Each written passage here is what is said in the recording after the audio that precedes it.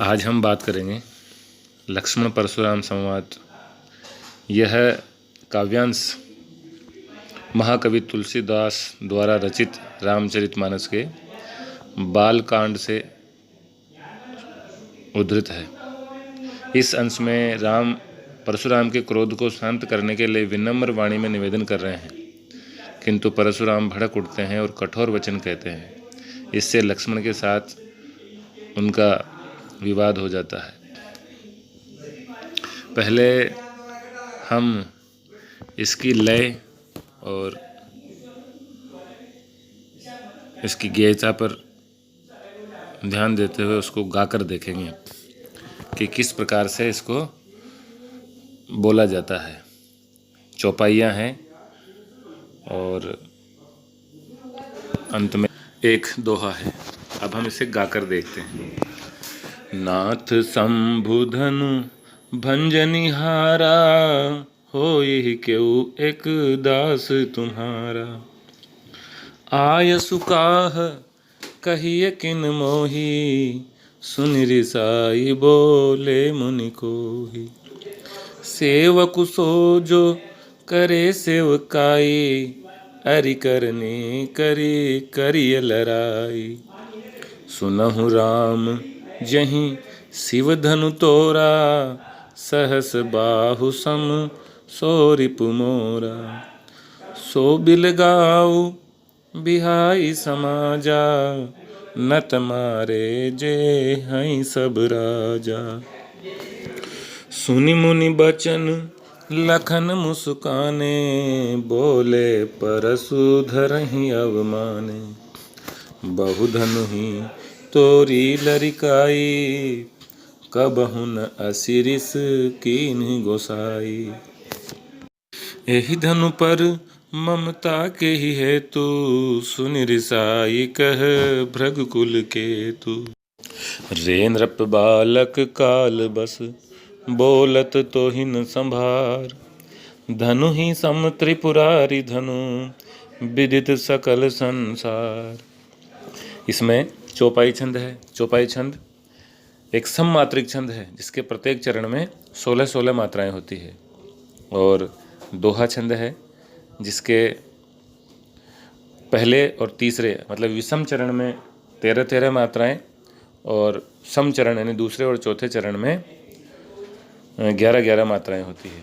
अंत में लघु मात्रा होती है और चौपाई में अंत में गुरु मात्रा होती है। तो चौपाई और दोहे का सम्मिलन है। तुलसीदास जी ने अपने रामचरितमानस में चौपाई और दोहों का बहुत ही सुंदर प्रयोग किया है। कहीं कहीं सोरठा और दूसरे छंद हरि गीतिका आदि भी देखने को मिलते हैं। अब अपन इसके भावार्थ पर चलते हैं। नाथ शंभु धनु भंजनिहारा, एक एक शब्द को धीरे धीरे पढ़ेंगे तो अपने आप अर्थ स्पष्ट होता है। नाथ यानी परशुराम जी को संबोधित करते हुए कि हे नाथ, शिव धनुष को तोड़ने वाला कोई आपका ही दास होगा। बहुत ही विनम्रता पूर्वक भगवान राम परशुराम जी से निवेदन करते हैं कि नाथ शंभु धनु यानी भगवान शंभु धनु यानी भगवान शिव के धनुष को भंजन यानी तोड़ना, तो भंजनिहारा यानी तोड़ने वाला। हो यही क्यों एक दास तुम्हारा, होगा कोई एक दास आपका, मतलब आपका ही कोई एक दास होगा। आयसु काह कहिए किन मोही, सुनि रिसाई बोले मुनि कोही। फिर वो निवेदन करते हैं भगवान राम कि आयुषु काह, आज्ञा करिए कि आपका क्या आदेश है। लेकिन बदले में परशुराम जी अत्यंत क्रोधित होकर और क्रोधी स्वभाव होने के कारण मुनि को ही, क्रोधी स्वभाव वाले परशुराम जी बहुत ही नाराज, रिसाई यानी नाराज होकर और प्रत्युत्तर देते हैं। वो उत्तर देते हैं कि सेवक सो जो करे सेवकाई। तो सेवक तो वह है जो सेवा का कार्य करे, लेकिन जिसने यह धनुष तोड़ा है उसने अरि यानी शत्रु, तो शत्रु का कार्य, शत्रु के समान कार्य किया है। अरि करनी यानी शत्रु के समान, दुष्टता का, दुश्मनी का कार्य किया है। और ये काम करके उसने करी करिए लड़ाई, उसने मेरे से लड़ाई ठान ली है, लड़ाई कर ली है। सुनहु राम जहु शिव धनु तोड़ा, हे राम सुनो, जिसने यह शिव धनु यानी शिव जी का धनुष तोड़ा है, वह सहस बाहु सम सो रिपु मोरा, वह सहस्त्र बाहु के समान मेरा शत्रु है। सहस्त्र बाहु एक हे वंश के राजा थे। इनके पिताजी का नाम कृतवीर्य था, इसलिए इन्हें कार्तवीर्य अर्जुन के नाम से भी जाना जाता है। इन्होंने भगवान दत्तात्रेय की भक्ति कर और उनसे सहस्त्र भुजाओं का वरदान प्राप्त किया था।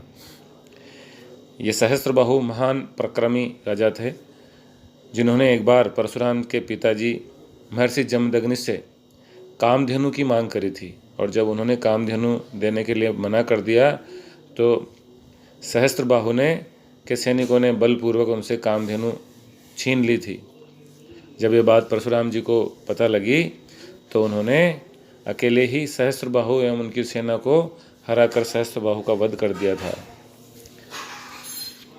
अतः सहस्त्रबाहु को अपना परम शत्रु मानते हुए वो ललकारते हैं कि जिसने यह शिव धनुष तोड़ा है वो मेरा सहस्त्रबाहु के समान परम शत्रु है, और सो बिलगाओ बिहाई समाजा, और वह बिलगाओ बिहाई समाजा, जो ये राज समाज यहाँ बैठा हुआ है, जो राजाओं का समूह यहाँ बैठा हुआ है, बिहाई उसे छोड़कर और बिलगाओ अलग होकर मेरे सामने आ जाए, नहीं तो न तुम्हारे जे हैं सब राजा, नहीं तो सभी राजा मेरे हाथों मारे जाएंगे।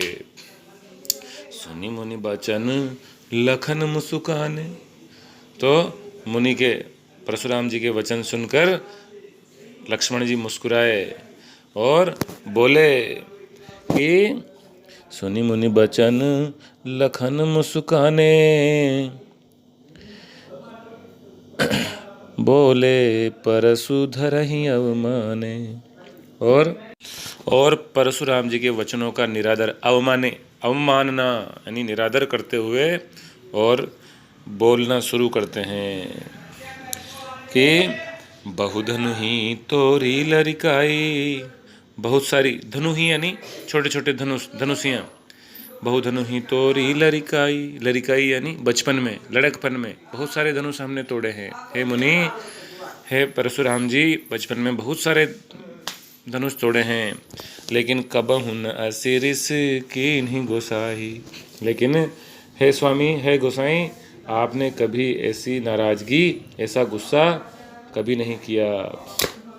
यही धनु पर ममता के ही हेतु, सुन रिसाई कह भृगुकुल के हेतु।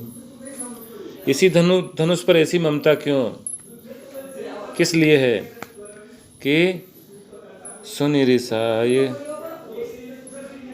कह भृगुकुल के हेतु। यह सुनकर और नाराज होकर फिर परशुराम जी बोल उठे कि रे नृप बालक काल बस, बोलत तो ही न संभार, धनु ही सम त्रिपुरारी धनु, विदित सकल संसार। रे नृप बालक, कि हे राजकुमार, हे राजा के पुत्र, नृप यानी राजा, तो राजा के राजकुमार, काल बस मृत्यु के वशीभूत होकर, बोलत तो ही न संभार, तू अपने आप को संभाल नहीं पा रहा है और उटपटांग वचन बोल रहा है, मतलब कुछ भी बोल रहा है।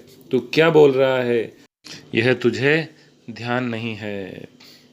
धनु ही सम त्रिपुरारी धनु, और छोटी छोटी धनुषियाँ, बचपन की जो धनुषियाँ हैं, जो छोटे धनुष हैं, उनके तुलना तू इस शिव धनुष से कर रहा है, जिसको सारा संसार जानता है। विदित सकल संसार, जो शिव धनुष सारे संसार में प्रसिद्ध है, उसकी तुलना छोटी धनुषियों से, छोटे छोटे बचपन के धनुषों से कर रहा है। यह क्या उनके समान हो सकता है? इस बात का तुझे भान ही नहीं है। छंद दोहा और चौपाई छंद है, और जिसके बारे में अपन ने पहले चर्चा कर ली है, और इसमें भगवान राम जी के द्वारा जो वचन बोले गए हैं उनमें शांत रस, और परशुराम जी के वचनों से रौद्र रस झलक रहा है। और अलंकारों की बात करें तो इसमें अनुप्रास अलंकार तो है ही, काह कहिए, सेवक सो, और अनेक करी कर, करनी करी करिए। तो ऐसे वर्णों की आवृत्ति से अनुप्रास अलंकार है ही, साथ में इसमें उपमा अलंकार भी इसमें है। सहस बाहु समसो रिपु मेरा, इसमें उपमा अलंकार इसमें है। धन्यवाद।